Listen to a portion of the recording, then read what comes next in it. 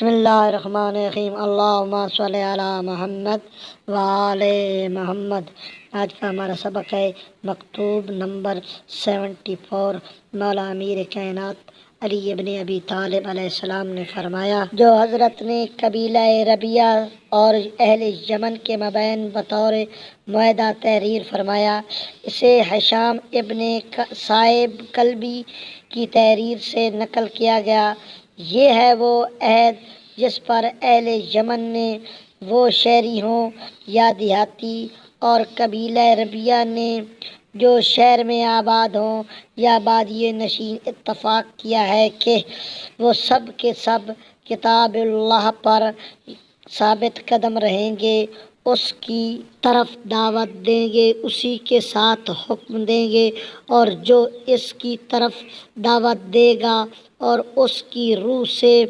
حکم دے گا، اس کی آواز پر لبیک کہیں گے، نہ اس کے عوض کوئی فائدہ چاہیں گے اور نہ اس کے کسی بدل پر راضی ہوں گے، اور جو کتاب اللہ کے خلاف چلے گا اور اسے چھوڑ دے گا، اس کے مقابلے میں متحد ہو کر ایک دوسرے کا ہاتھ بٹائیں گے، اس کی آواز ایک ہوگی، اور وہ کسی سرزنش کرنے والوں کی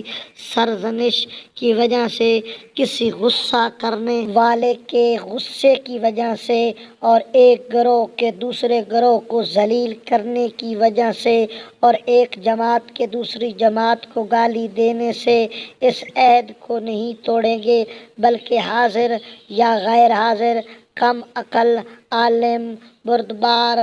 جاہل، سب اس کے پابند رہیں گے۔ پھر اس عہد کی وجہ سے ان پر اللہ کا عہد و پیمان بھی لازم ہوگا، اور اللہ کا عہد پوچھا جائے گا۔ کاتب